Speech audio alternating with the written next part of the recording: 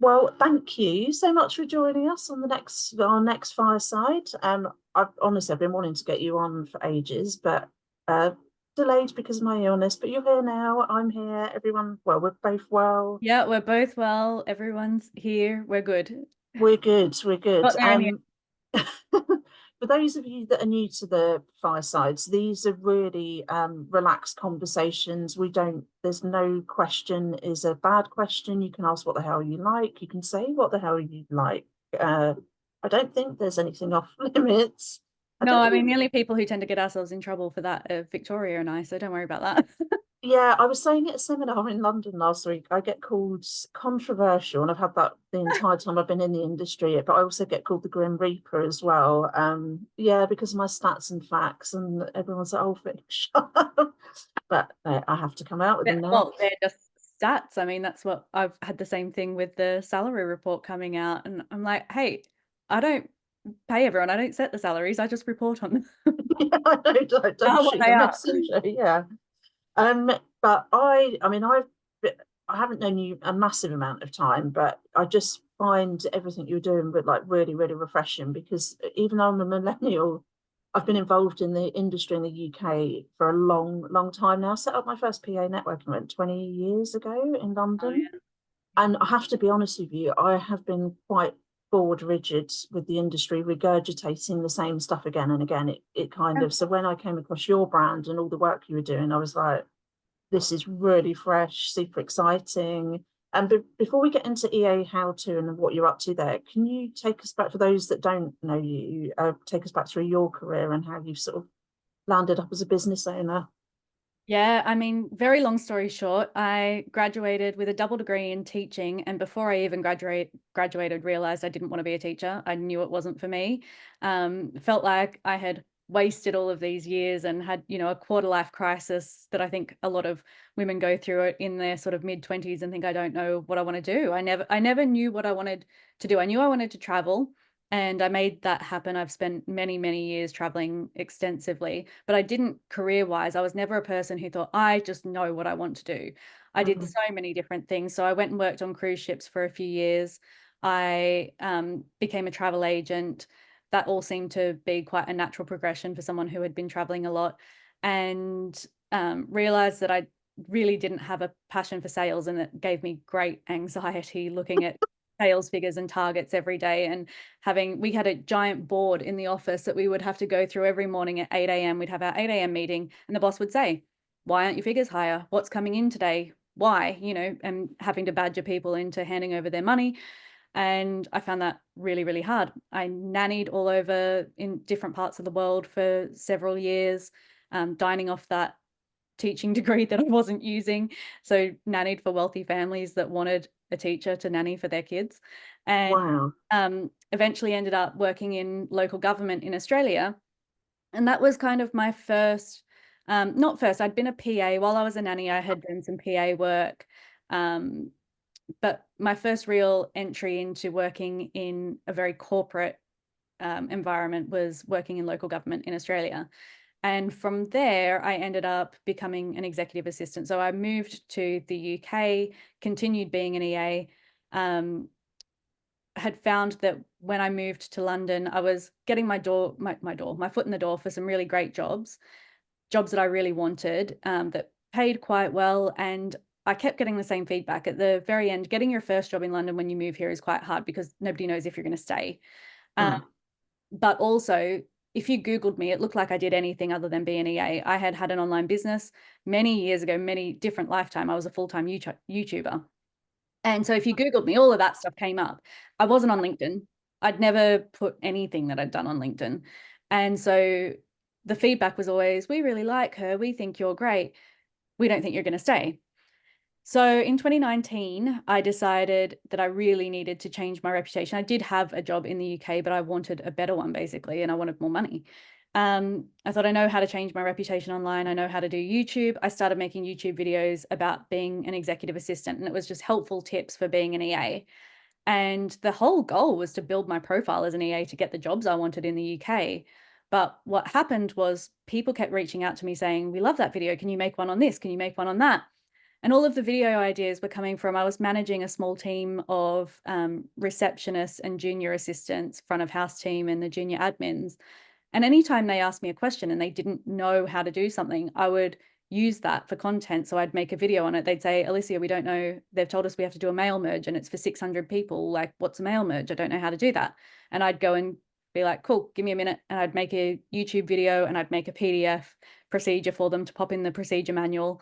And they go, this is amazing, because then we can refer back to it when we have, you don't get asked to do it for another year and suddenly you've forgotten how to do it. So I started making all of the videos and people kept asking me to make more. Got on LinkedIn, and LinkedIn is where EA How To really took off by posting Tipsy Tuesday. So every Tuesday I posted a tip. It could be a shortcut, a tool that I was using. It could be something to do with minute taking, anything to do with basically helpful things for EAs. And so it snowballed from there. And I had this idea for a community. I'd always had this idea for an online community of executive assistants where you could, anything you're having trouble with, you could basically go into the group and say, hey, my boss has asked me to do this and I've got no idea. And you could tap into that collective wisdom. But I was one-to-one to the CEO of a tech company in Canary Wharf. I was commuting, there was no time. I had a life, I had family, I had all of those things going on. And then suddenly during those early days of lockdown, I had all the time in the world. Like a lot of us, I had loads of time, and work slowed right down to the point that I was worried that I wasn't going to have a job much longer. And so I stepped up EA How To and I started running webinars. And I mean, those early days of lockdowns were crazy because I'd pour a glass of wine and I'd be in my pajamas in the spare room in my home, and I'd have 800 people turn up for a webinar that I wasn't even prepared for. I'd never hosted a webinar. I was just like, I can show people how to use SharePoint. I can show people how to use Trello. And they kept going from there. And I realized it was costing me quite a bit in Zoom fees, licenses, all that kind of stuff to host these things. So I thought, it was costing me around about 250 to 300 pounds a month just to keep running them because we had so many people turning up. And I thought, well, that's okay for now, but that's not sustainable. If I want to keep doing this and providing this content, if they find it valuable, they're either going to need to pay something for it or I have to stop doing it because I'm not going to pay to do it forever. And so I started charging a very small fee for EA How To Plus and gave those people a little bit more, almost Patreon style. Like if you want to support us, you can, and you'll get a few more things. And it kept growing and growing. By this stage, I was working at a fintech in London. So I was EA to the co-founder of the fintech.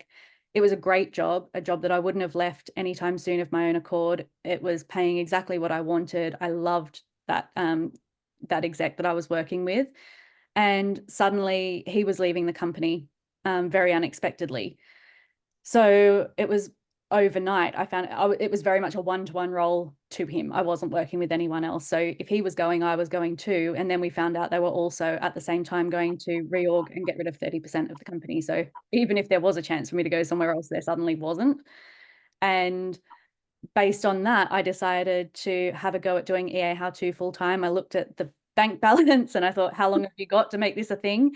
And I found out that Asher would be leaving the company the day before Good Friday in 2022. So it was the Thursday, Easter. And I gave myself until October and went, if you can make enough money to get by on this, and if you haven't run out of savings, but if it's getting low by September, October, you're going to have to just get a job. And fortunately, EA How To just went from strength to strength. And once I was doing it full time, we were able to host, more and more events, put out more and more content, and it's officially my full-time job now. And how did you find that transition to small business owner? And to put it into context, I see a lot of people on LinkedIn, which I have nicknamed since Friday, Candice knows La La Land. A lot of people say, oh, because I was an EA, I found it really easy. I'm sorry, but that just wasn't the case for me making that transition. It's a completely different mindset. And also, if you haven't had exposure as an EA in small business, you're suddenly, having to do a lot of stuff that when you're an EA in a company, even a medium-sized company upwards, you've got departments and people to help you out. And then suddenly you're just very vulnerable. Like I went from a big PLC to Vic running EPAA, it was a vulnerability big time. There were two things that I think helped me a lot. One is that I did run my own small business when I was in my early 20s, and I learned a lot. I feel like I learned all the things that you shouldn't do. I made so many mistakes. I was living in Vancouver. I never tell anyone this, but I was a clinical hypnotherapist. And I'd always wanted to be a hypnotherapist. That is one thing that even when I was young, I wanted to do, but I thought, you can't make money in that. No one hires a hypnotherapist. You have to constantly be self-employed. And after cruise ships, I knew I wanted to do it. So I went and studied to become a clinical hypnotherapist. And I ran a wellness clinic, a hypnotherapy clinic in Vancouver, BC. And I learned all the things not to do. My first client never paid me. So I had 3 clients booked on my first day of opening, and the first one didn't pay me. And I learned how to deal with people who cancel, and I would just rebook them and not charge them for canceling because I was so nice, I don't want to do that. And my partner at the time, he had a lot more experience in business than I did. I had started the business before I even met him, but he came along and he's like, you can't keep doing this. Like, what are you doing? You're not charging these people. They don't turn up. You're paying rent on the office and then they don't show up and then you don't charge them and you rebook them and they cancel again. And, I made all of the mistakes very early on. I then went and worked in government where I learned about processes. I learned Hmm. about procedures and working with executives and politicians and local, business people. So I learned a great deal about corporate governance doing Hmm. that. So that was great. I don't necessarily recommend working in government, but for that, it was very, very good for me. And I learned a lot about how to say no to people, because when you work in government, you are just constantly telling people no, that they can't have what they want and that there is no solution for it. So I got really good at saying no. And I also dealt with complaint escalations in government. So you can imagine the kinds of stuff that you get constantly there and how good you have to get at saying no. I think all of that combined with the fact that throughout my EA career, I'd always specialized in startups. I was never really going to be the super corporate person. I was never going to be the EA that had 8 years under my belt at KPMG or something like that. And I was Marmite. People either loved that or hated it. And if you wanted somebody who was super corporate, then I wasn't going to be your EA. But if you wanted someone that could get their hands dirty and be scrappy and didn't care that the job description wasn't perfect and that it could mean that you're doing all kinds of stuff that you never expected, then I was definitely your girl. And Hmm. I think because of that and having had those experiences in my 20s, I was much more prepared for what to do now, because EA How To officially became my full-time job in my late 30s. And I think all of those experiences meant that it was a much easier transition for me. I'd also been running EA How To on the side of my full-time job for nearly 4 years at that point. Hmm.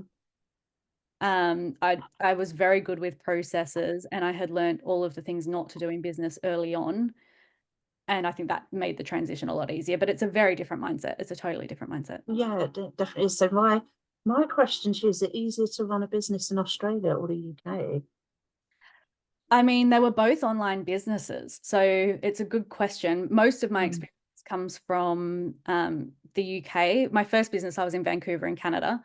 Oh Um, yeah, you said, that yeah. wasn't online. It was my first experience with YouTube, and learning that side of things. And I hated it. I never thought I'd go back to YouTube. I thought it was creepy and weird and just men sending me stuff that was very unsolicited. And I can tell you, having a female audience is much nicer. I always thought when I became a hypnotherapist that my audience would be female. I thought, oh, it's all going to be women wanting to do wellness. And it was 97.2% male in the United States. And so it was very different to what I expected it to be. And now, of course, doing EA stuff, it's an almost entirely female audience, and it's much, much nicer place to be on the internet. Being a woman on the internet is fun, guys. Yeah. I literally have to take breaks from certain social media sites sometimes. And some of the creepy stuff that I get actually comes on LinkedIn, which is supposed to be the professional site. And yeah, it does come up a bit. Are you on TikTok? No, I'm not. I've done one or two videos, but I thought, like YouTube is my specialty Yeah, yeah. for a while. I have to admit, I absolutely love TikTok. When I talk to the members about TikTok, most of them do look at me like, oh no.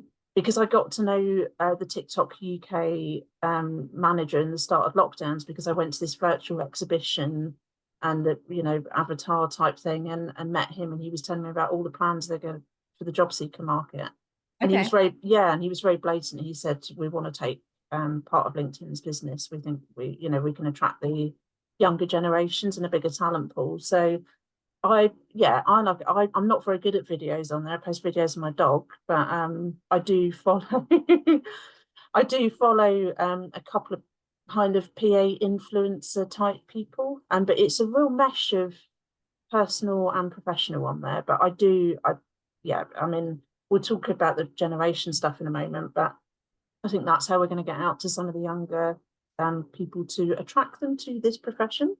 Yeah. Well, I mean, for me, it was resources because, like, I do know how to do YouTube videos. Yeah, I had to work out at a certain point, there's only so much of me to go around. So where can yeah. I concentrate my efforts? And so at the moment, it was decidedly not TikTok because it just wasn't. It's also not where most of my stuff comes from. I think a lot of learning people still go to YouTube, longer form educational content, because the stuff I do is not very. We do put a little bit on there in terms of like bite-sized tips, like did you know you Yeah. can use Microsoft Word, but most of my stuff is a little bit more detailed, and so I don't know how suitable it is for TikTok. And maybe as we get a few more resources, we might have somebody help me in terms of like, it's just the time. Listen, even if I get more into the thick of it with TikTok, you'll never catch me dancing there. But I do enjoy watching everybody else, I have to say. Yeah.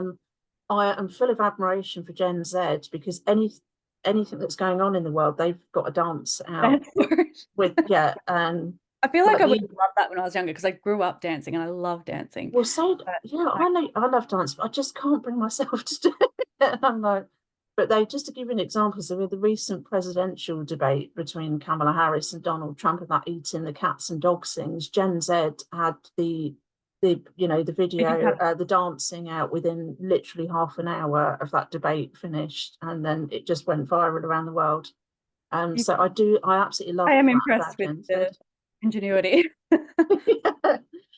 So kind of looking at I mean, you've got a global audience. I'm focused on the UK, but you will have seen perhaps some of the bits I've put out about this great EA retirement, and that our age demographic here is, I mean, I'm not saying it's the same actually for everyone around the world, although there's probably certainly a few countries that are in a similar situation.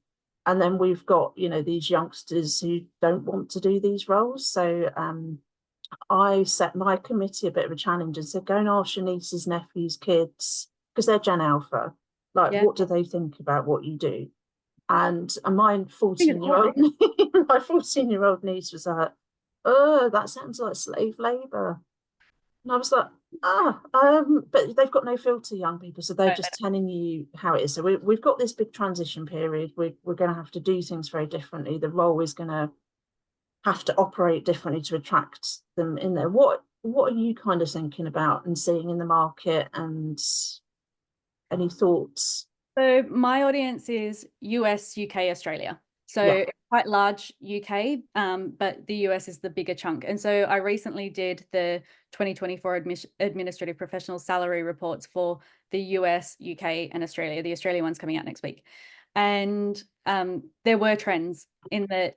What we found is that the age of the audience definitely skews higher. We had very, very few people in their 18 to 20s range filling in the survey. So there was that. I think that's a trend across everywhere. I do wonder, I mean, when I was in my 20s, I remember somebody suggesting to me that I should, when I was going through my quarter life crisis and I don't know what to do with my life, someone said to me, you should be an executive assistant. You're the most organized person I know. I think you'd be really good at that. You're really good at helping people. And I was insulted. I thought, I'm not going to be an assistant. I'm going to have an assistant. I thought that was so rude that they suggested that. And I couldn't wrap my head around it. I had never considered a career as an EA. And I was so ignorant about what EAs did. And this was somebody coming from the tech world who was like, I think you'd be surprised, like EAs are kind of running the company and you could be an EA or an account manager or something like that, a project manager. And I thought, what are you talking about? And eventually went and learnt more about what EAs do and thought, my God, how wrong I was. And when I found the EA world, I felt like I'd found my thing and my people. And I was like, people who understand my love of like spreadsheets and organization and get it and processes. So I do wonder if it's a career that you tend to come to after you've done a bunch of other things, and maybe that is quite beneficial in many ways because you've worked in so many different types of businesses and industries that probably makes a good EA. I don't know if that's just my bias. I know, I think you're onto something A lot there. of I do. EAs I talk to, they don't set out to become EAs. They kind of find it somewhere along the way. And I've been to quite a few UK networking events the last few weeks, and I keep hearing that same thing. And I was like, maybe there's something to that. Maybe it's not that young people aren't coming into it. It's that young people never really set out to do it. You just kind of find it somewhere along the way. I mean, I did pick this as a profession at 12 years old, and I went into secretary. I know it's tragic, isn't it? No, but I mean, there are people who Yeah. do. I mean, it's funny because I posted a photo in the Facebook group probably 2 months ago now, but I'd stumbled onto this photo of my mum, and it was my mum and two of her friends on their first day of secretarial school. And it was like, that's when you used to go to secretarial school. Like you learnt to type and take Wow. notes and do all of that properly. So there, and I know that, really good friend of mine, Yvette Pearson, she did choose it. She chose it straight out of school. Um, Mm. I don't know how common that is, or if I'm just It's not. not so much anymore. And the reason being is under Boris Johnson's government, they removed finally, it was being ebbed out anyway over a number of years, well, since the 2008 recession, but they ebbed out the secretarial diplomas and qualifications that a lot of us had to do. Like you couldn't, I knew what the pathway was. I knew what I had to do to get up to a senior EA role. And on the job adverts back then, they were very set with the qualifications you had to have, which was RSA, OCR. I'm 42 in like 2 months. I'm still sort of young, but has anyone got RSA? OCR, it's like a lot of people haven't heard of that now. I was probably one of the last cohorts to go through that, but you had to Yeah, have that, otherwise you couldn't get a foot in the market. yeah. But See, Boris Johnson took it all out. They right. took it all out, so it's gone. Sarah said RSAs at night school. Oh yeah, it was good though. But I think the perception of the profession was a lot more robust back then. Like I've been doing a lot of reflecting this year and looking back at some of the history. Like people knew it was a really good role, like a respected role to walk into, and it was sold to us at school. Like people did talk to us about it in the careers. The careers advice wasn't very good, but we got a bit of an understanding. But I think it all started to fall apart. The wheels came off when Lehman Brothers collapsed because it hurt our profession so badly. And I feel like we were cocooned because everyone used to say, well, the boss is never going to let me go if there's a big, economic downturn. We're fine, but we weren't fine. We were the first people made redundant. And that was a big shock. It was a really, really big shock. So I think since then, yeah, the government also took us off the list as a profession as well, in our own right. So we've had to fight to get that back on. So yeah, there's just been, That's a series of changes that will, suffer some blows to the community for sure. yeah, definitely. But I do think you are right. I mean, the research is saying that people will go through several different careers through their lifetime now, and they'll probably be completely different. I mean, you're like a walking case study. My entire But, business, and it's certainly when I was a YouTuber, I mean, none of that would have, it didn't even exist when I was growing up to think about what job I would want. And my business as I have it now could not have existed probably even 10 years ago, mm, really. yeah, So, I think we're all in this um, period of massive change, and it's certainly not just the EAs and the mm, administrative profession, but just businesses in general. They're having to learn how to run differently yeah, than they ever yeah. have before. Well, you touched upon the teaching stuff. Well, I had a chat off the back of a news article I saw a few weeks ago. I had a chat with one of the teaching unions here because they said we've got a problem. Gen Z don't want to do our jobs. They think they respect us, but they think they're boring. And I was like, yeah. So again, it's not just us, but I've kind of been reaching out to other professions now who have got this kind of similar, we're not a sexy profession to them, and see if we can trade some ideas, what they're doing, can we use some of it, and vice versa. But it is, again, teaching. I remember some of my friends at school saying, I'm going to become a teacher. You know, it was a very respected profession back You then. know, certainly, because we're about the same age. I mean, women of our age, when they were deciding what to do, if you didn't know what to do, you became a teacher or a nurse. Yeah. That was everyone that I knew who didn't know what they wanted to do sort of went, oh, well, I could do teaching or nursing, Mm. you know, um, and you just fell into it. But I don't know how new this problem is in that, was it ever sexy to be a teacher or an EA or anything? Like, were young people really attracted to those roles? I don't know. I I thought it think was it quite, was better. I thought it was quite sexy. I was really excited. Like, I wanted to work in the big smoke, and it gave. But then I look at my career, like I've spoken at events all around the world, and now I just keep to the UK. But people always used to come up to me and say, "Oh, you're so lucky," because my career story's been out there for donkey's years. But it wasn't luck. Well, some of it would have been, but it was just I wanted to. Parts of the role bored me very, very quickly. So I just wanted to change that. And I just kept pushing and pushing and pushing and to get the role to where I wanted it to be. And then, I was kind of packaging that out and say, well, this is what I've done. This is what you could do with the right boss and right company. I Um, think that we're seeing a huge shift in certainly in the UK of, the big four, they've all said that everyone needs to be back in the office in 2025, and they're actually going to be mandating it. It's going to be tracked. It's not, at the moment, it's all very much, we'd like you here 3 days a week, and they're not really checking in if you're not there. Whereas mm, they've said that from January, they actually will be checking and they expect everybody to be there.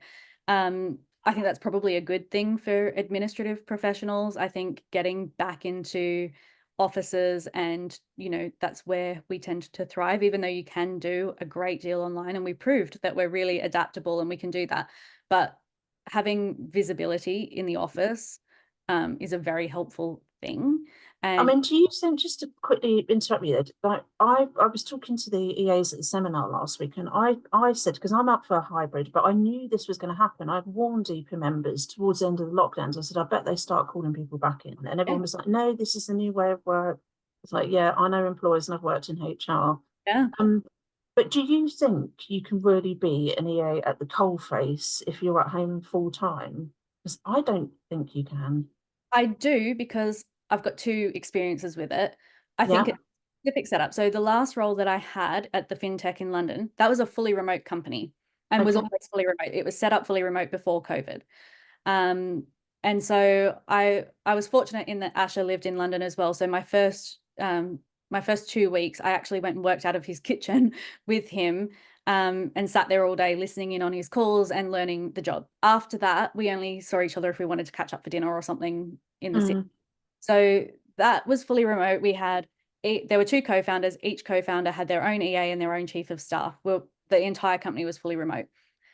The most seamless company and the best processes I've ever worked in, because they knew how to set it up. They knew that their mm, processes and their documentation were extra important, because you couldn't just go and like shout at somebody over the coffee machine, hey, do you know how to do this?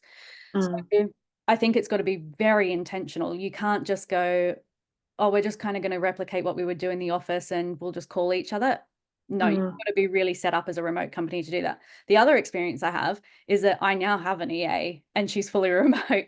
So she lives out near Bristol, and she's certainly the best decision I made with EA How To, bringing her on about 18 months ago. And we never see each other in person, and we work really well, and she's absolutely one of the best I've ever worked with. So I Mm, think it's very possible. Do I think it's right for every business or even most businesses? No. I think mm. until we have um, more companies that are actually set up from the beginning, very intentionally Yeah, to be fully remote, I think that's a very different thing to just being hybrid. yeah, yeah. I'm thinking, Uh, oh, well, some people, what doesn't work is there's such a lack of leadership. I think it's actually a really rubbish thing. There's like some people come in and some people don't. We don't come in on the same days, and you get to choose. It's weak. There's nothing wrong with saying we are in the office. If you're going to be in the office 3 days a week, and say we're going to be in the office Tuesday, Wednesday, Thursday, Monday and Friday are our hybrid or remote days or whatever, but make a decision, because I mm, think having everybody deciding for themselves and doing what they feel is right. There's just no cohesion and nobody's on the same page anymore.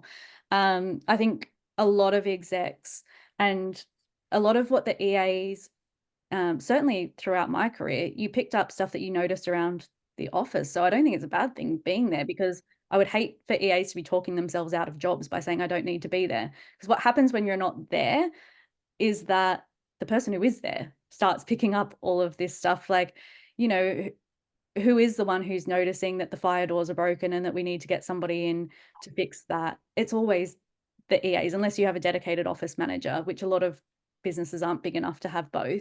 So you know what the EA role is like. We're always picking up random bits and pieces. I don't have a problem with that. I actually think it's a good thing, because Yeah. it makes you really useful.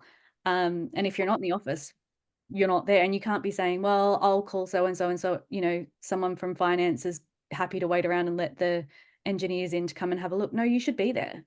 I totally get that. Back up. I loved what you were saying there. And I think, I mean, you know, let's be honest, this whole stuff around hybrid working and forcing employees back in full time, I mean, it has a massive impact on women, because we're, you know, we're the caregivers. And, you know, I obviously told you how sick my husband was earlier this year, and caring for him, I don't think any employer would have, well, hardly any employers would have supported me through that process as I was trying to muddle through. But you know, Certainly you've got one that. good thing to come out of the pandemic was that it showed that we can work Can do, hybrid yeah. and that we can offer more flexibility. I'm all for flexibility.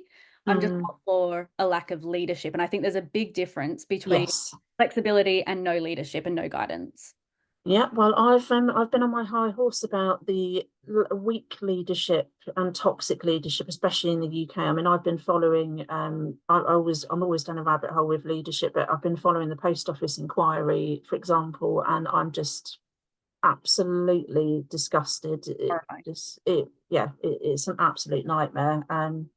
I'm hoping to have the guy that pioneered the book on it and got it all sort of helped the sub postmaster. I'm hoping to get him to speak at an event for us next year, because That would be amazing. he's been at the inquiry, he's a journalist, author, but he's had like a bird's eye view to it. And I'm horrified that that just went on all so long. We don't do enough about sort of the bad bits of leadership in our industry, I don't think, around the psychopathy of working for some of these people and actually understanding who they really are outside of what they present. Because some, you know, EAs don't often ask the right questions at interviews, so you don't really understand who you're actually going to work for until you get in there, and then you realise, oh, this person's not too pleasant. Well, and everyone's on their best behavior, right? Yes, yeah. Yeah, it's all to show. It's I showtime. mean, My boss used to say that it's showtime, and yeah, yeah, yeah. okay. That's impressive. Make them want to work here, and then when we've got them, we'll show them what a shit show it is.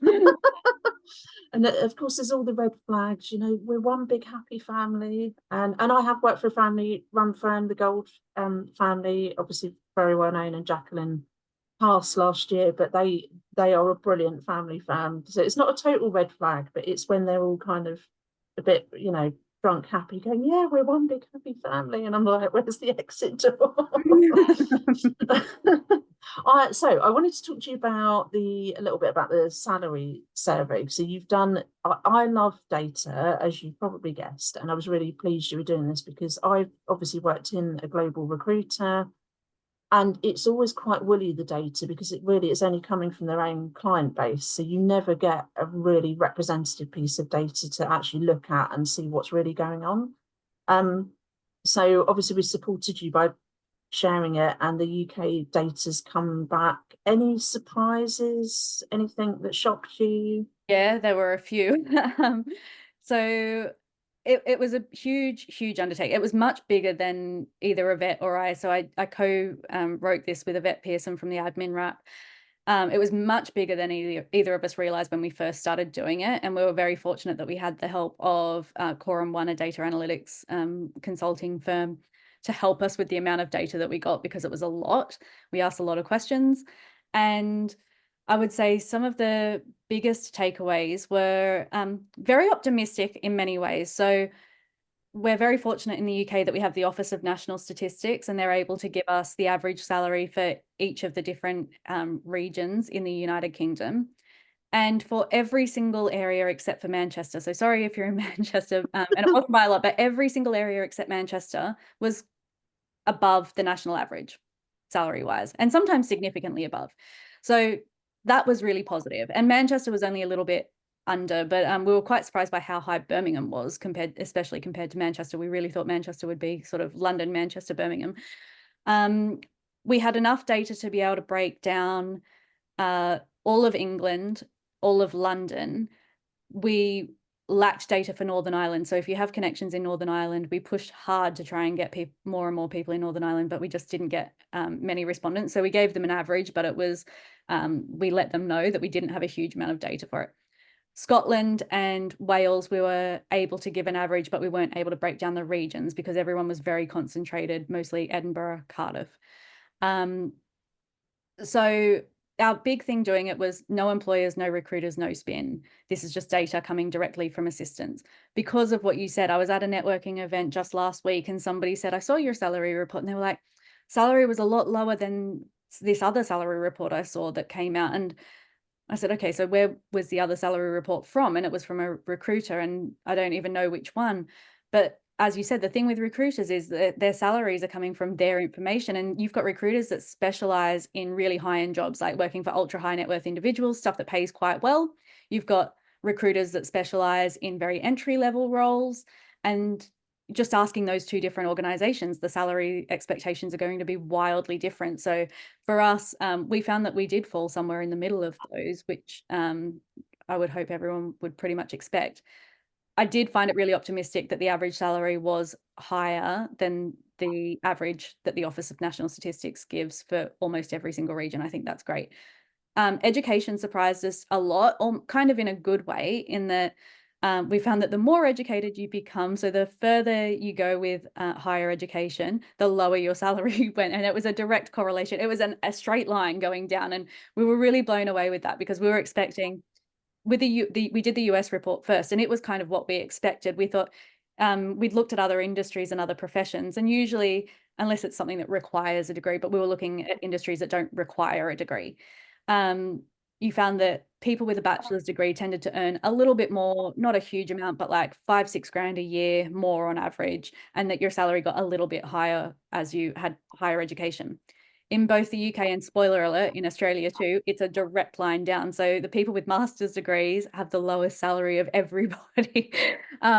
And I don't mean to laugh at that, but we were really shocked, and we checked the data a dozen times, and we sent it back to them going, can you just triple check this? Because we're getting this as well, but we just want to make sure we're not being dumb and that we're not understanding this. And I think it speaks a lot to how much experience is valued in this profession, which is a good thing. I would hate for it to become a profession that is over regulated to the point where everybody needs to pay for some expensive qualification to be able to get their foot in the door. I would never want to see that. So it was surprising, but probably in a good way. Had some really high earning EAs that did shock us a bit. So that sort of the top 5% that were earning over 80K. And they weren't all in London. A lot of them were, but they weren't all in London. In fact, the person who was earning the most money was a very young person in Yorkshire. And we were like, good for you. Well done. Some of the trends that were surprising, EA How To is not going to be creating, we'd already decided that EA How To wasn't going to be creating chief of staff content next year. And in the UK, it certainly showed that I think people are talking about it more than it really is a thing in reality. I think it became a conversation piece, and I understand why. And the results across all 3 countries tell us why. The one thing that was exactly the same across the UK, US, and Australia was, to within 1%, the answer was exactly the same across all 3 countries. And it's that no one understands career progression. They're confused about it. They feel like there either is none, or so they feel like there's nowhere for me to grow. There's nothing new for me to do. And when the chief of staff trend came out, it represented like progression. It was like, wow, I can go and do something that, like, the title sounds better and surely the money's going to be more. And I don't think in reality that's been the case at all. But I see why it was appealing, because they went, we've been feeling like nobody sees us, there's no progression, no one wants to promote us, and then suddenly somebody dangles chief of staff there and we go, wow, this sounds great. All three countries feel that a lot, so we're going to be focusing a lot next year on career progression and different career paths for EAs that don't just involve having this same chief of staff conversation over and over again. Yeah, I've had to sit on my hands here. I mean, we debated this chief of staff thing last week again, but we did feel we needed to kind of start to put a lid on it. I get why PAs, it was like a feeding frenzy, Yeah. and I'm being kind there. Grabbing onto something, and I get it, totally get it. It started popping up here by thought leaders, and I laugh. I can see Candice because I don't consider myself to be a thought leader. I find the term quite wacky, but there's social media trends and they come out and they're put out by somebody who's got a huge following, and then everyone just takes it as gospel and believes it. And then next minute, it's just perpetuated out there and it's grown legs and arms. But I did say to network leaders at the time and other trainers, give me the data, give me the evidence, and I'll happily back you up on it. But until I see that, that's not what I'm hearing from employers. The data from so it was more of a thing in the US. We had a lot more requirements to have the chief of staff role. In the UK, it was almost like it's not even worth talking about. There's not that many of them, and they're coming from consulting backgrounds. They're not coming from EA backgrounds, so they're coming from a really strong background in consulting. They're coming from the big fours, like all of that stuff. We had more data to work with in the US, and the funny thing was, again, surprising, but in a good way, when because we looked at the data in so many different ways. We looked at average salary by location, by age, by job title, by level of experience, all of these different things, and got, obviously different findings depending on how we looked at it. When we looked at title, it starts off exactly how you would expect. It's like administrative assistant, junior personal assistant, EA, and it just keeps getting higher and higher. The difference between senior EA and chief of staff was only $81 a year. It was the same for all intents and purposes. Senior EA and chief of staff was the same. It then made a really big leap when you went to executive personal assistant and executive business partner. And let me tell you, those EPAs in the States, the ones that are working for big companies and wealthy people, essentially, are being paid massive money, far more than the chiefs of staff are being paid. And they are doing hard work. I mean, it is anyone who's been a PA, God bless those people, like a true PA doing the personal side of things. I was certainly not cut out for that. I was much more an EA. Personal is really hard, and they're doing both. If you're an EPA and you're being paid 150, 200 grand a year in the States, they're not paying you that for the fun of it. They're paying that because you are working hard and you are good. And so we found that the career progression in the UK was much more what we expected, because EPA and executive business partner is not as much of a thing here. So it kind of just kept going up to basically senior executive assistant. It also put the ranges in there too, because we had a handful of chiefs of staff respond. And so the average was quite high, but we wanted to put the range to show that we also had a chief of staff who's making 40K in here as well. Like, it's not just everybody's on like 80, 90, 100K. Case. Right, I just want to flick to the chat. Jackie, did you ask, it was Jessica, did you find the area sector that pays the most? There were a few. So the tricky thing is narrowing down industry was one of the biggest problems that we had, because there's so many. There weren't any huge surprises. Banking, finance, technology were all quite high, and in the lower end you had your not-for-profits, governments, healthcare. Like, it wasn't that shocking. And if you download the report, we have it. It's easalarysurvey.com, and it's free for you to download. You can check which they are, because off the top of my head I wouldn't be able to give you the full list, but we didn't find it that shocking. It was kind of, your hedge funds, banks, they were all paying more, which we kind of expected. I mean, the degree thing you mentioned, I'm not surprised by that. There's been a devaluing of sort of education in the UK. It's in a really messy space at the moment. Apparently Labour are going to fix it with this new skills agency. We'll wait and see for that. I mean, EPA's got a strategic partnership with the Department for Education, because we're the nominated org for the apprenticeship service. And I'm a big fan of apprentices. I think I'm it's a huge fan of apprenticeships, yeah, and I do think that that's one thing that needs to be done in person. Again, I think if we expect, new EAs and people who aren't experienced in the workplace to be coming through, they're going to need training in person. That's how you learn mm, everything, is on the job. yeah, yeah, definitely. And I mean, very sadly, the apprenticeship service for England and Wales completely fell apart during the lockdowns because they weren't put on furlough, even though the Chancellor said we'll cover them for furlough. They were just made redundant. And so suddenly we had all these young people, that was it, apprenticeship over, no work.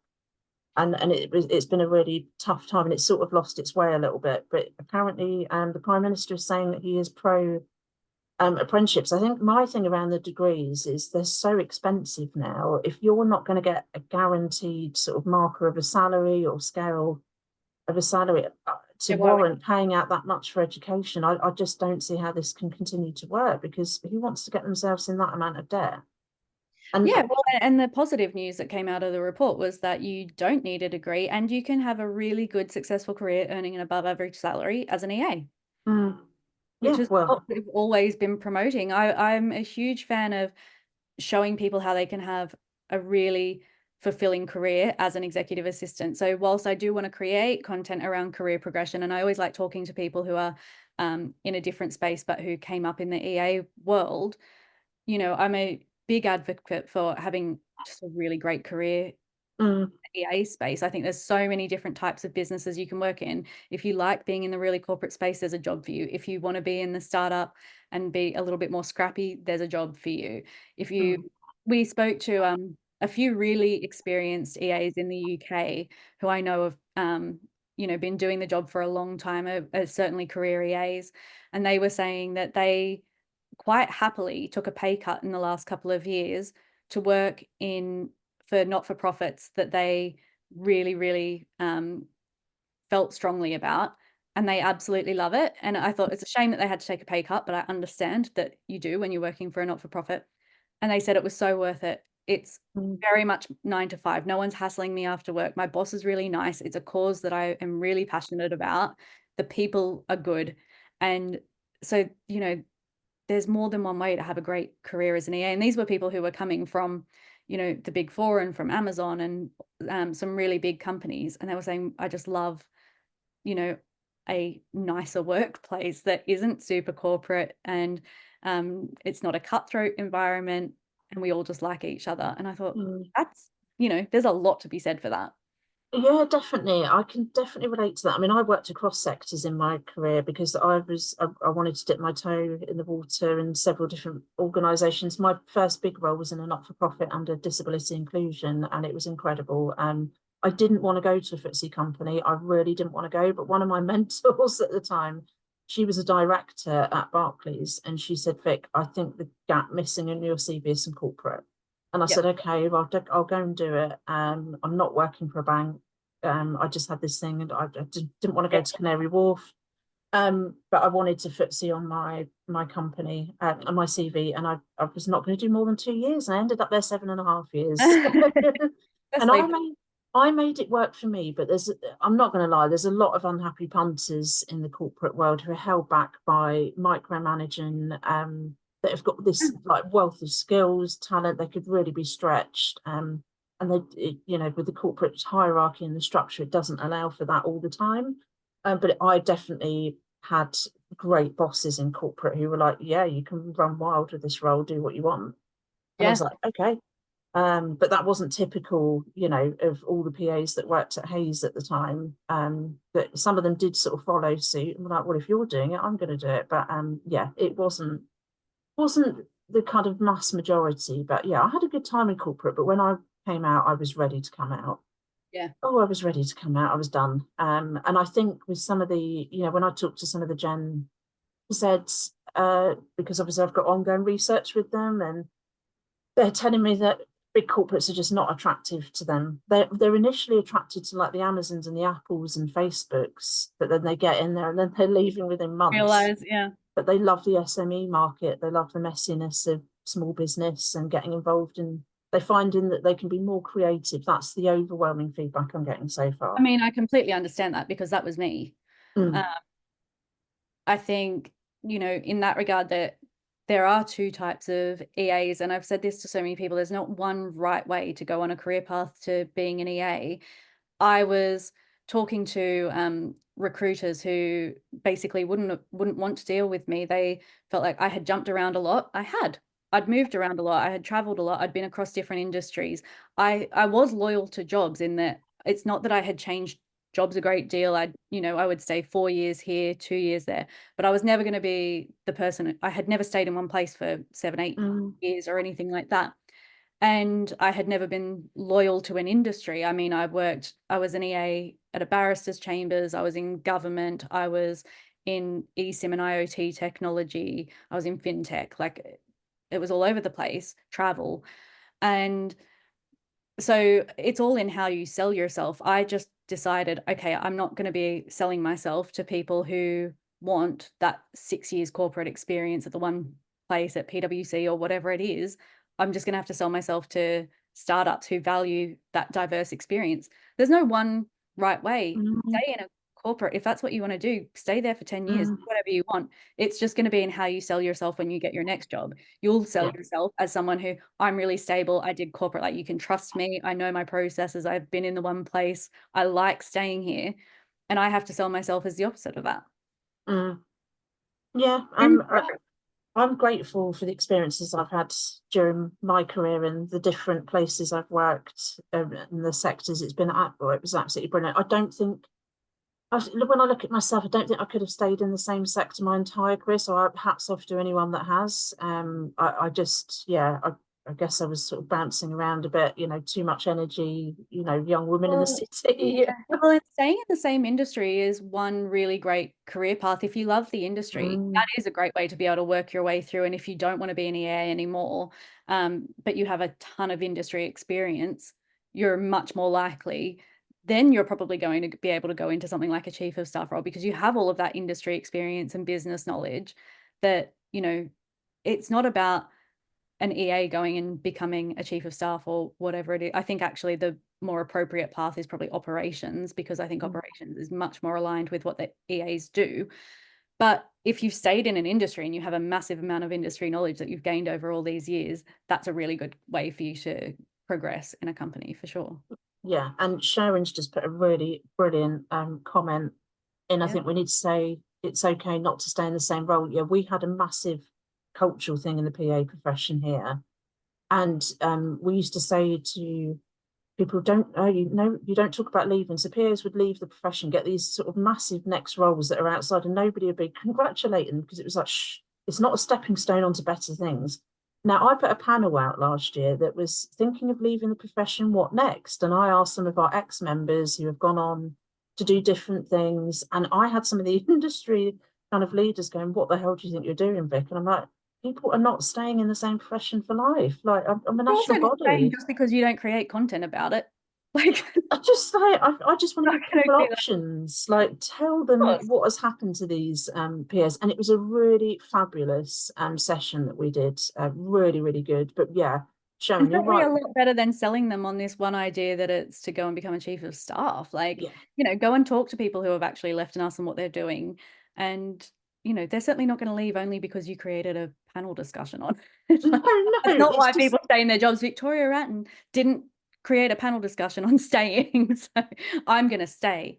yeah, I mean, we're going through a rebrand shortly, very shortly, and I've put some stuff on LinkedIn about it. And I'm very aware that I've got some great data I'm going to be sharing tomorrow. Tomorrow, yeah, and it'll be a bit eye-opening for some. But I'm not selling part of EPA's new ethos, and that won't be our name for much longer. We're not going to be selling this for a profession for life. What our wording will say is we will support you for the time you're in the profession. And we've got all these partnerships starting with other institutes and associations across professions so that we can help make that whatever's interesting to you. I mean, Um, there aren't that many people that stay in a profession for life across any. no, Like, no, it's no. wild to think that people are upset at the idea of people leaving. Of course they're going. I know, and I don't. I know that I'll get some comeback where again, you're encouraging. No, I'm not encouraging people. I'm just being realistic about what's actually happening in the workplace, and I want to. These people have been members, and if I can play a small part of helping that transition to whatever they want to do, then that's what a good association should do.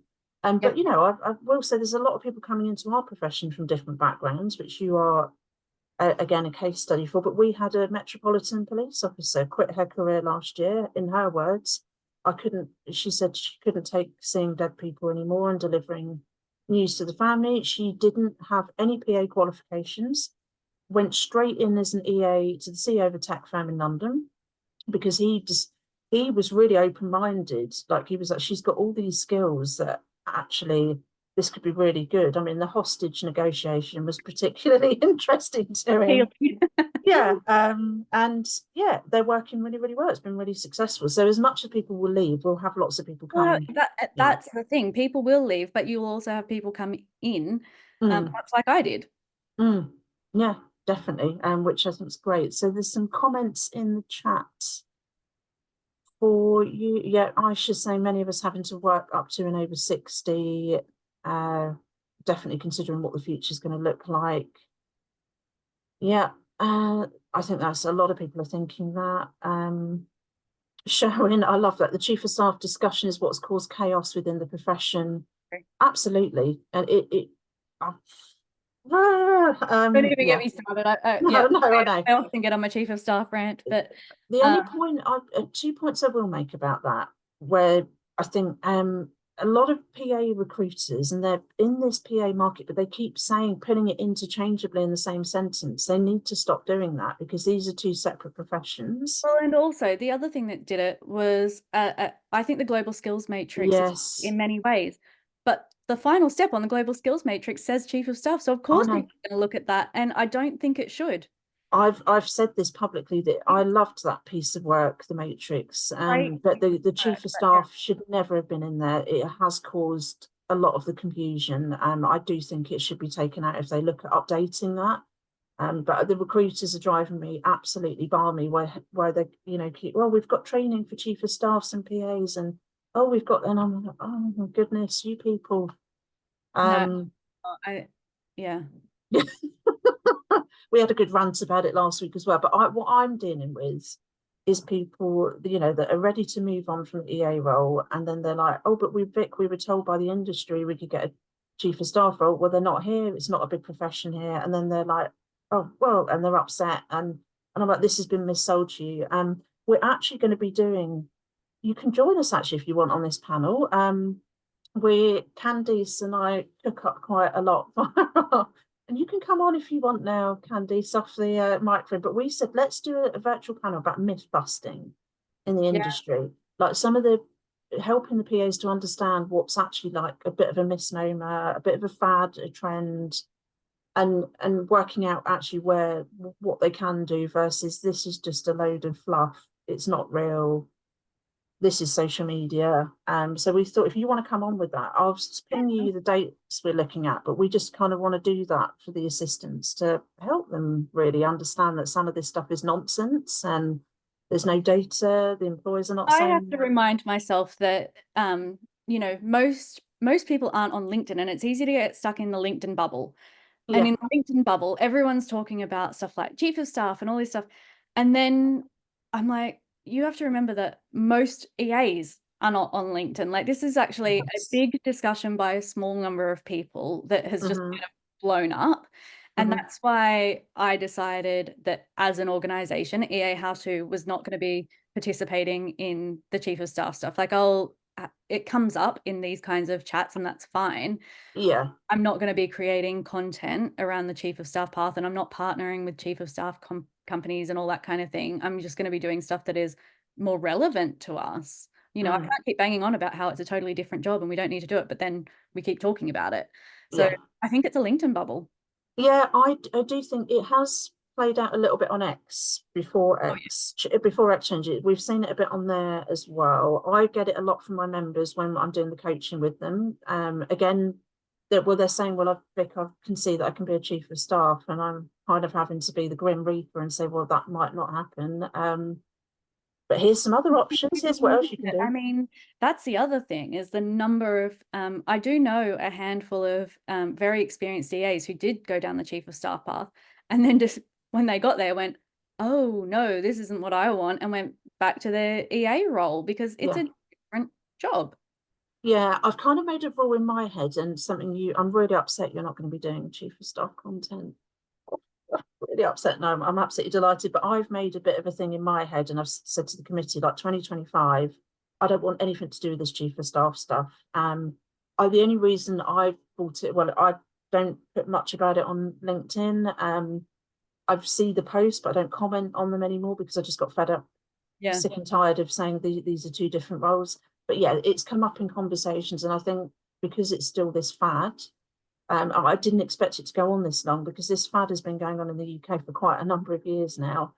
But 2025, I don't want nothing to do with it. I'm not even going to bring it up again unless somebody brings it up with me in coaching or when I I'm do being feel like I have interviewed. a responsibility as, like somebody who does put out a lot of content to say, okay, so what's the alternative though? Yeah, That's why we're going to be looking at, people who have gone into operations, have set up their own VA business. We've got more yeah. and more freelance EAs have become a thing lately that I'm coming across that I wasn't expecting that to be as much of a thing.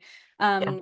And, how to just have a really EA how to at its core will always be how to have a great career as an EA, how to do the Yeah. day-to-day job of being an EA. And I Love certainly, that. and we do have people who have left and have emailed me and said, can I still be a member even though I'm not technically an EA anymore? Because I just love this community and I'll help wherever I can. Of course. And we all have such different roles. And some of them have gone into marketing, some of them have gone into finance and RevOps and all this kind of stuff. By all means, the more the merrier, but at its core, we will always be creating content about how to do the job day to day and how to do it really well.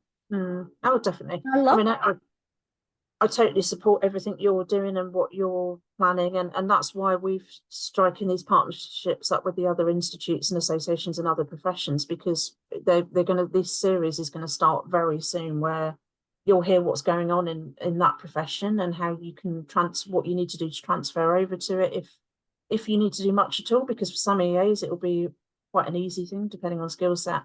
But yeah, it's just the options there. But I mean, I've been saying to EAs for years that you really do need to specialize in an area of business, and you'll find something that's quite a natural flair to you. You won't all be the same. I've got a number of members doing corporate governance qualifications at the moment, absolutely loving it. And I can see where that's a really good fit. And then there's others who have gone, to the CIPD to get HR training because they love HR and people. So it's just giving the options and the information to them to help them make the right decision as to what they want to do there. I mean, my thing with EPAA is it's about employability and the longevity of the profession, and that's, the changes that are coming through. And what's happened this year on the job market, I have to, I know this job market inside and out, and it's been utterly brutal. Even I've been shocked, and I don't get shocked easily by much when it comes to recruitment, but that has been really scary for a number of EAs. Candice, did you want to say anything? You've got a hand raised there. Hi, Candice. Unmute. Hello. Hello. I just want to quickly say 2 points in that, and Sherwin brought it up in the chat as well, is that it doesn't help when training institutions are bringing in chief of staff trainers and then teaching them at these institutions that is meant to be teaching EAs, hey, you can do this 3-day course and then walk out with your certificate and be like, hey, I'm ready to be a chief of staff. Like that, for me, that's one, it's unethical, and two, you're lying. That's not what can happen. You can't walk out of a 3-day conference and be a chief of staff. It is a completely different role. But also there's recruitment companies that are specializing in like EAPA type business support, but then they've also added chief of staff into it as well. So I don't blame anyone for the mixed messaging and people being confused by it. And that's why I think, like Alicia and I were talking about, doing a piece about what are your other options. And this is something, maybe we can also discuss in the panel. But I can understand why people are so confused with it and think that that is the next career progression for admins, because the Global Skills Matrix said it. Probably the biggest conference in the world in America has added it to their lineup. And now recruiters are putting it as a part of the business support thing. Like, of course you're confused. Of course you think that's it. Yeah, I don't. And I certainly, in the early days of that discussion, got on that bandwagon and was like, we're going to need to create chief of staff content. It wasn't until I really started creating and understanding the role more that I changed my mind, and also found that I think it's a bit overblown. I think the administrative profession is being targeted to make money from qualifications that we don't need. And it's doing a disservice to both professions. I think it does a disservice to both EAs and chiefs of staff, true chiefs of staff, to suggest that you can just go and so easily go from EA to chief of staff is just not accurate. But I think then if we're going to say that, it's on us then to say, well, then what can they do? What does career progression look like? Exactly. Yeah, that's why I did the panel last year and have done bits and pieces, because I wanted to show people that have actually gone and done other stuff. And these 3 ex-EAs have all gone on to do completely different things. It was really fascinating. And I just want to pick up on Sherwin's point. Yeah, I absolutely get that. And if I'm being a bit brutal, Sherwin, you know me well enough. I obviously I just shoot from the hip. I say it how it is. We've made a conscious decision at EPAA about this now, that we're limiting the EAPA trainers we're going to work with going forward, because I think some of the content is just not fresh enough. It's not keeping people employed. It's not driving and pushing things forward. So we've now cut that down, and we're just going to work with set people who we believe actually do get it and are driving forward the training in the right way, as I would expect. And also we're bringing in more leaders to our events as well. So we've got, obviously some of you would have seen the announcement. We've got the fashion designer, Karen Millen. That was amazing. I saw that. I was very excited. You're going to be at that event as well. I'm going to be at that one. I know training, you're one of our sought after trainers, but to have someone like Karen Millen, that's the sort of caliber you want of, you know, these people. Yeah, I mean, a really successful leader, global brand, lost everything and then working her way back up again. I mean, these are the people you need to hear from, real business leaders that, you know, and do what they need in an executive assistant and a personal assistant, and what they need from their teams to support them, because they're the ones that are hiring. Yeah. I mean, I felt like I kind of almost needed to issue an apology to the community at one point, because it's easy to get caught on these bandwagons. And I think one of them was, don't shoot me, but the strategic EA bandwagon was a very big one.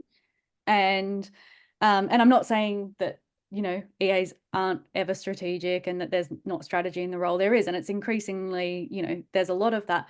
But what I found in doing more one-to-one sessions with EAs and talking to execs was that they want an EA to do what they were hired to do, which was those tactical things. And they're like, I need you to just do the thing that you're really good at, that we hired you for, and not see this role as a stepping stone to something else.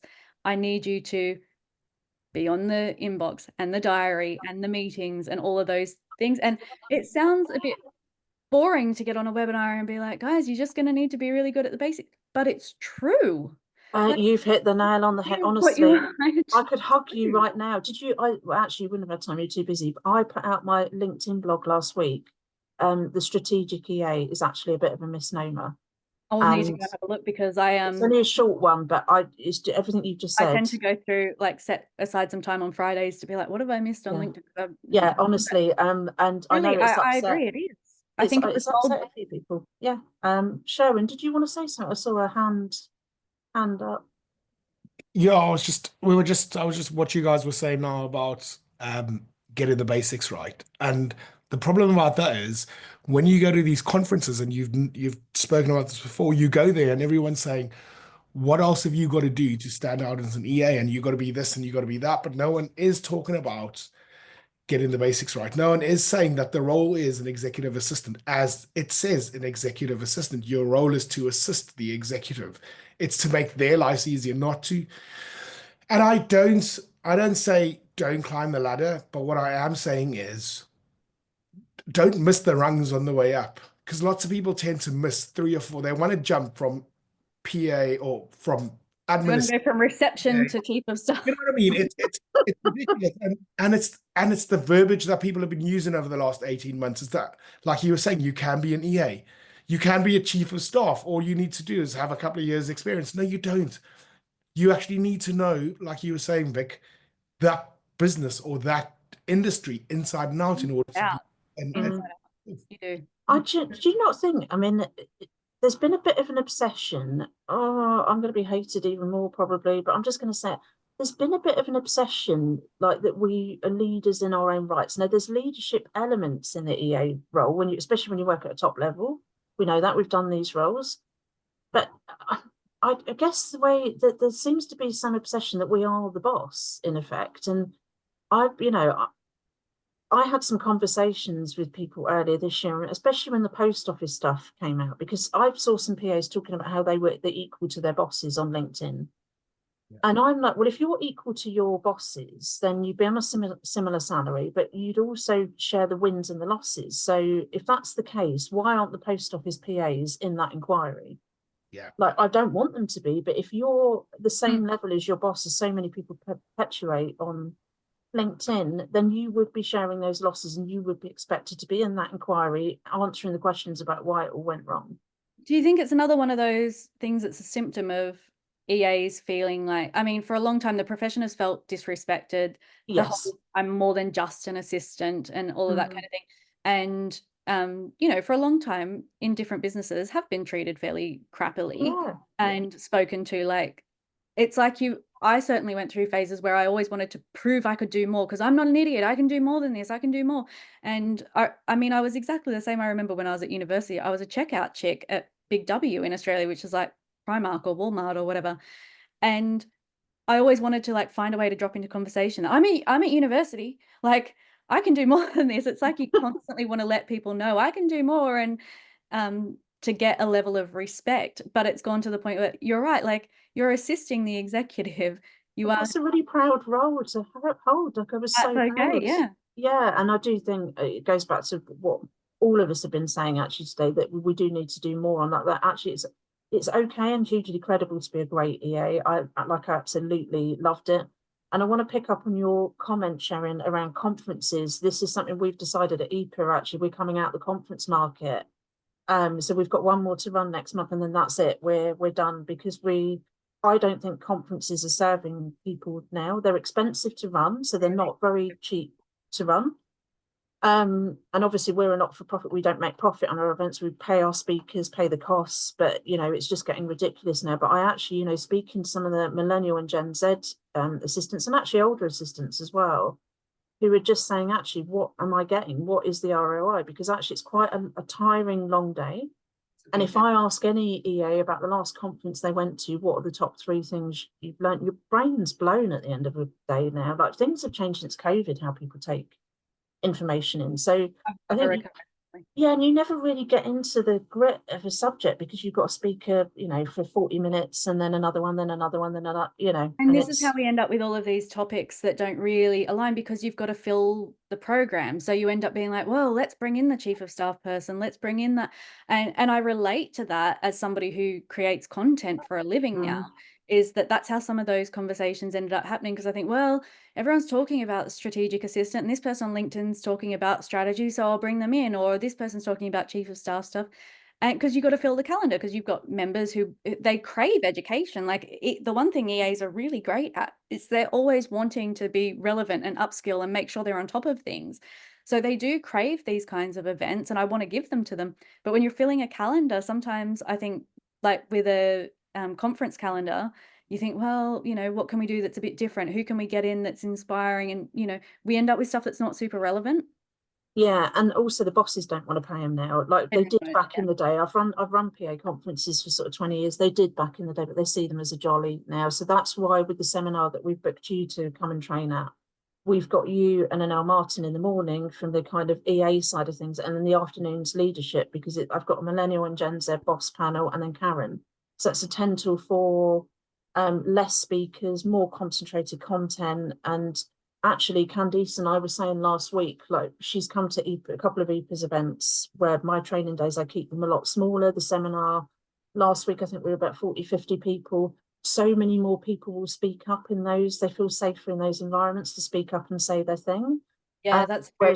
Whereas a conference, you'll get the same 4 or 5 PAs asking all the questions. Sitting at all the front day. to get the microphone because there's 500 other people there and no one wants to say anything. Yeah, and so if they're going back with a business case to their bosses, you know, and going back with ROI, you're more likely to get it out of, you know, shorter, smaller events rather than these sort of big scale. But I know they're big in the States, and that's maybe well, and they just, but you know, we learned a lot from the salary reports, and one thing is that they just have much bigger budgets there. I mean, across all industries, not just EAs, people are just paid a lot more in the US. The average salary is a lot higher, but they also have a lot bigger L&D budgets. So it's just a different market. We would never be able to pull off a conference of the scale that they're doing in like Vegas and Colorado and Miami and Austin, where they have nearly 3,000 assistants paying $2,500 a ticket, plus their flights, accommodation, and all that stuff. I mean, that's a $5,000 to $6,000 investment in your assistant going away for a few days. Yeah. I've never come across anyone in the UK that would have an exec pay for that, ever. No, they wouldn't. I used to have to beg to get $50 to turn up to like an evening seminar. Yeah, or Australia. Yeah. It just wouldn't happen. So I'm really, really excited about next year in terms of the, you know, giving more assistants a chance to speak up during the training and the smaller events, and not taking up so much as people's time, but the time that they are giving, that they're getting some really good stuff. So I'm really looking forward to working with you next year. You've been absolutely fabulous. I could sit here and talk to you all day long, but I know you're a busy woman and I've got a full afternoon as well. But yeah, honestly, what you're doing for the profession, really, really rate it. As someone that's been around for a long time, I forget like how old I am in comparison to how long I've been running stuff for PAs. But as I say, a complete breath of fresh air, energy, helping EAs with their armory and toolkits for the future. And after what some of them have been through this year with the job market, I think, yeah, that it's definitely sort of needed going forward. So I'm really, really excited. Can't wait to see you in action next year, and thank you for supporting us as well. Oh, my pleasure, and thank you for running events like this, and happy to join anytime. Thank you so much. Thank you everyone on here. Thank you. Right, stop the record.